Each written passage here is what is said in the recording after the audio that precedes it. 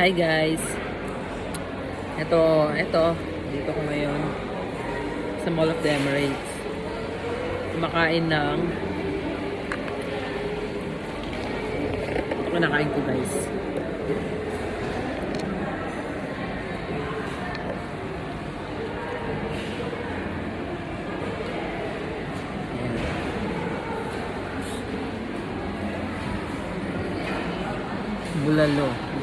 Bulalo in Dubai.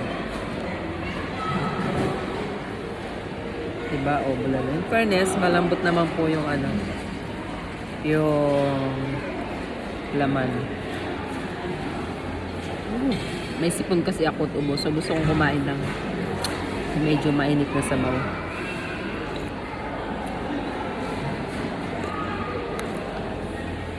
Nakatapos na ng work. Ayan. Pag nagkasakit ka talaga dito sa abroad, wala ka talagang makakasama kundi ang sarili mo lang. Walang mag-aalaga sa'yo, sarili mo lang. So, kailangan alagaan mo yung sarili mo lang maayos. Huwag mo tipirin. Ganun yun.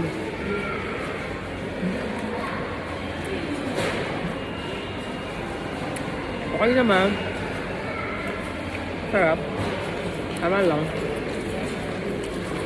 Pero si ate, yung ate doon, yung staff nila parang hindi nga nangiti eh. So, marunong ngumiti. Baka pagod na.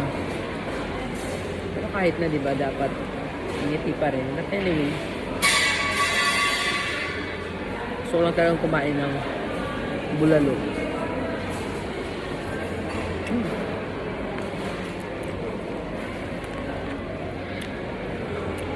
Init.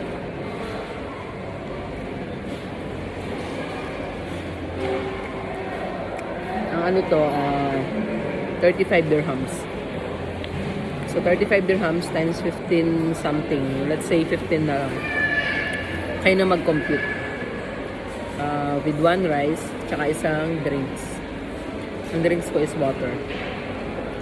Ayun lang. Pwede na, diba?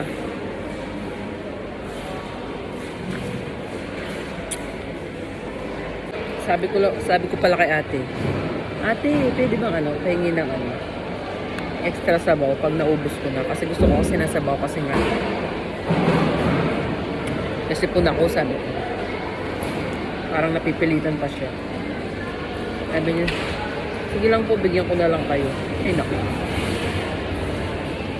hindi mga friendly. Anyway, sinisipin ako guys.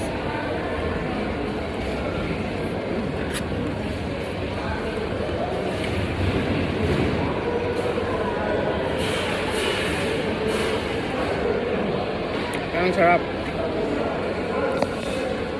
Sarap ng baka. May baka. Ay, nahulog ko yung tinidor. Buti na lang may extra pa ako. Fairness. Napakalambot naman ng baka. O, diba?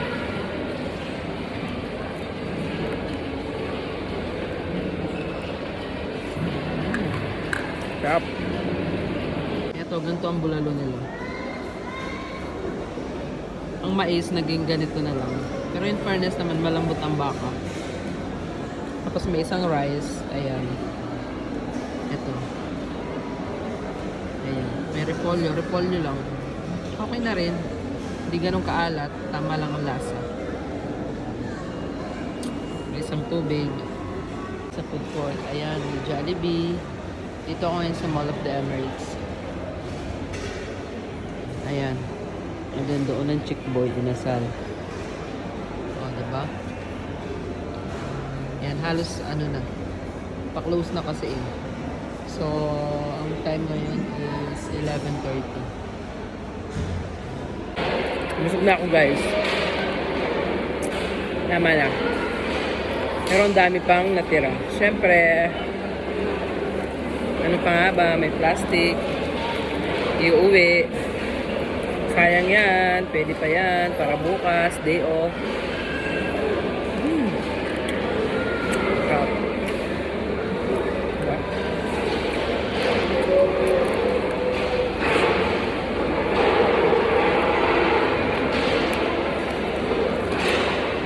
And then, tingnan nyo naman.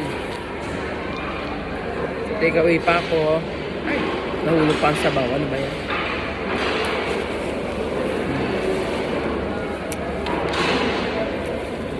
Take away pa. Pang ulam.